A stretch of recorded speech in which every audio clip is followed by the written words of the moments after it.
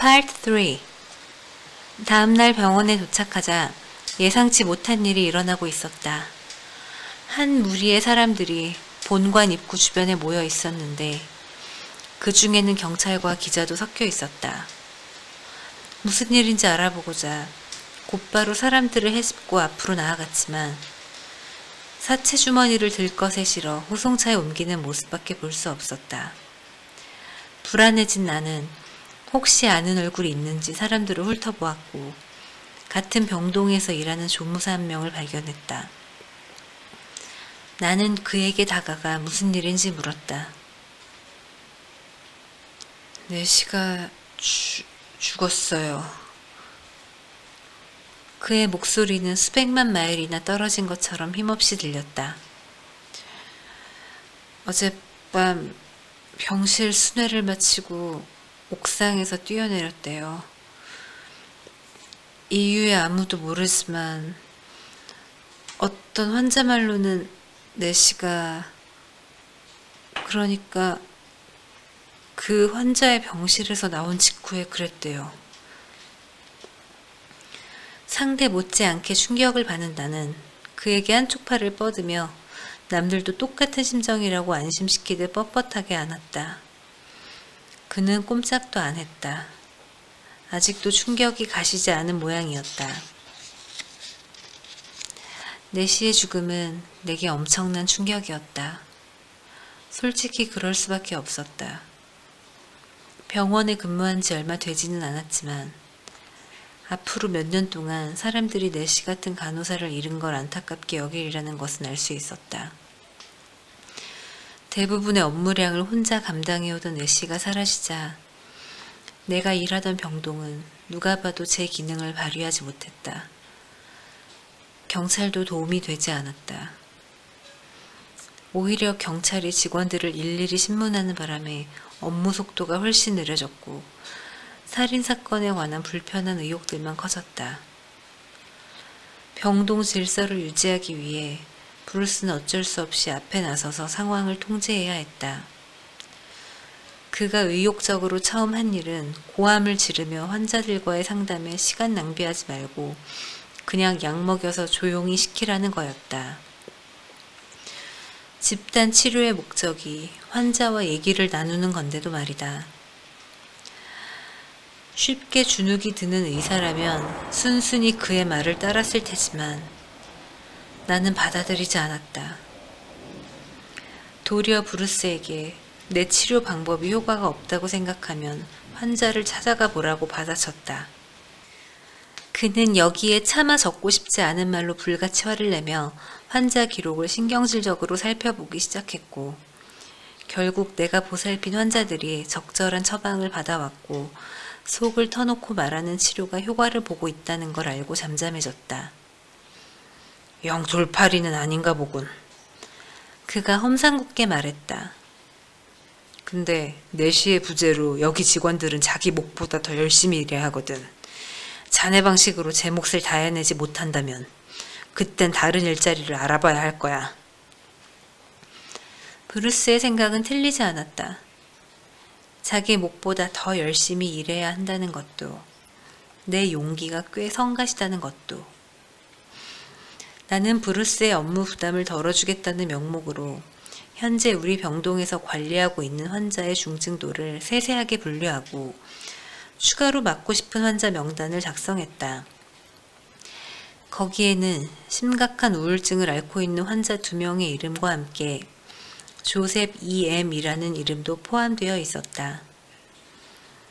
이튿날 나는 병원에 일찍 도착해 아직 브루스가 출근하지 않은 걸 확인하고 그의 사무실 문 아래로 환자 명단이 든 서류 봉투를 밀어 넣었다. 2시간이 지나 브루스가 평소처럼 허세와 불만이 가득한 모습으로 병원에 도착했고 다른 직원들을 거들떠보지도 않은 채 사무실 문을 열고 성큼성큼 안으로 들어갔다. 버스럭거리는 소리가 나자 그가 잠시 주춤하더니 뭔가를 줍기 위해 바닥에 손을 뻗었다. 나는 서둘러 자리를 피해 중요한 서류를 검토하는 척하며 브루스의 반응에 신경을 집중했다. 그가 어떻게 나오든 간에 잠깐이라도 시간을 주고 그 다음 내가 이런 미친! 바꿔! 브루스의 걸걸한 목소리가 복도에 쩌렁쩌렁 울렀다. 이런, 아무래도 일이 재밌어지겠는걸? 성난 발소리가 내 사무실 쪽으로 다가오더니 마침내 문을 열고 들어온 브루스가 불그락푸르락 하는 얼굴로 소리쳤다. 내 방으로 와, 이 멍청한 새끼! 지금 당장! 나는 심착함을 잃지 않으려고 애쓰며 서 있다가 그의 뒤를 따라갔다. 손에서 땀이 배어 나오고 있었다. 나는 두 손을 꽉 쥐고 최대한 평온한 표정을 지으며 브루스의 맞은편에 앉았다. 브루스는 내가 작성한 환자 명단을 집어 내동댕이 치다시피 책상에 던졌다. 이게 뭔가? 그가 퉁퉁한 손가락으로 조셉 이엠이라는 이름을 가리키며 물었다. 다시 이게 뭐냐고! 나는 어깨를 으쓱했다. 업무량을 늘리라고 하셨잖아요. 힘 좀 보태려고요. 평정심을 유지하려는 브루스의 호흡이 격렬해졌다. 어떻게 이름을 알았지? 병원에 이런 환자가 있다고 누가 말했어? 이게 누군지 알기나 해? 그럼요. 잘 알죠. 내 시에게 들었어요. 따지고 보면 맞는 말이었다. 넷이라는 말에 브루스가 가늘게 눈을 뜨며 노려보았다. 이 환자에 대해 좀 아나? 물론이죠. 그래서 치료하고 싶어요. 안 돼! 절대 안 돼! 앞으로도 마찬가지야. 넌 그 환자에 대해 아무것도 몰라. 본인이 잘났다는 걸 보여주고 싶은 모양인데 너무 멀리 가서 파커. 이제부터 네가 어떻게 해야 하는지 똑똑히 말해주지. 지금 당장 이 사무실을 나가서 두 번 다시 그 이름을 입에 올릴 생각도 하지 마. 죽을 때까지. 그렇지 않으면 내가 직접 나서서 네 모가지를 자르고 개망신을 줄 테니까. 알겠어? 그만해요, 브루스. 나는 화들짝 놀랐다. 등 뒤에서 들린 차분하고 날카로운 목소리의 주인공은 다름 아닌 병원장 로즈였다. 나를 위협하려고 책상 위로 몸을 기울이고 있던 브루스가 벼랑간 창백해져 의자에 자빠졌다. 로즈, 여기 웬일로? 병동에 오면 저야 늘 반갑지만 무슨 일로? 누굴 좀 만나야 해서요. 로즈가 냉정한 태도로 사무실 안으로 들어오며 침착하게 답했다. 그럼 이 친구에게 인사불만을 제기할 구실은 다 준 건가요? 아, 그게 제 말은 나가 있어요, 브루스. 저는 그냥 아무 말도 듣고 싶지 않아요. 나가요. 여기가 제 방입니다. 그러면 잠시 자리 좀 쓰죠. 브루스는 풀이 적은 얼굴로 책상에서 일어나 밖으로 나갔다. 그러다 뭔가 마음에 걸리기라도 한 듯 돌아서더니 분노와 연민이 뒤섞인 표정으로 나를 바라보았다. 널 보호해 주려고 그런 거야. 네가 여기서 잘해왔으니까. 인정하기 싫지만 잘했어. 그러니까 이 일에서 떨어지라고. 그러다 나가요, 브루스 당장. 그는 괴로운 표정으로 사무실을 떠났다.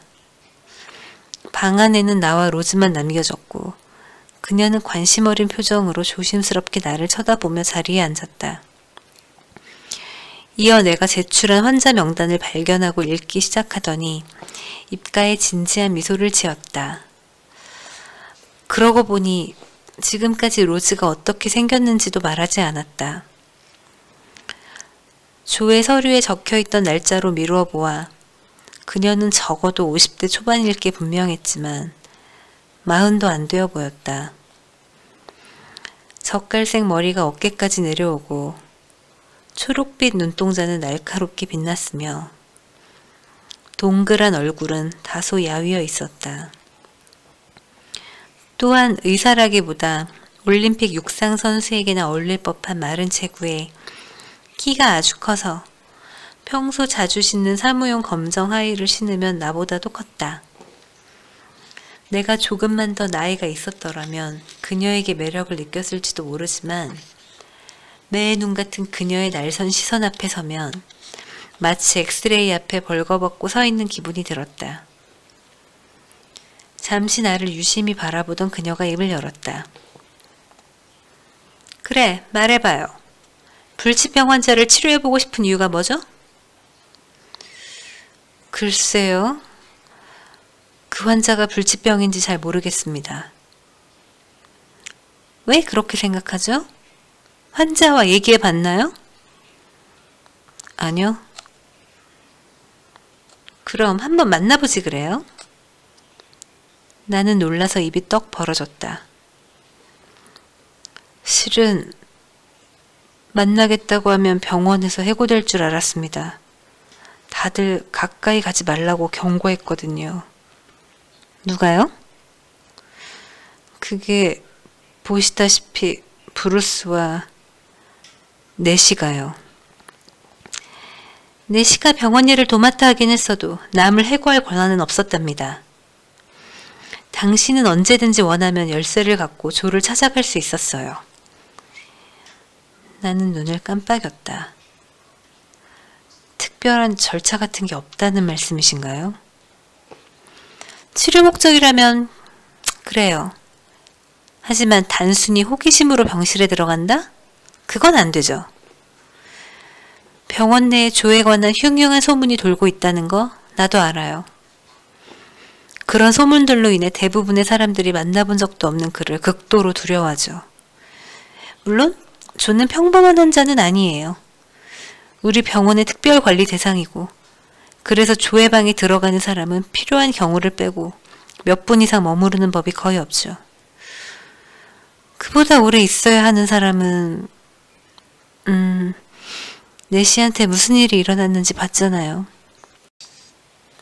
네, 그랬죠. 그녀가 고개를 갸우뚱했다.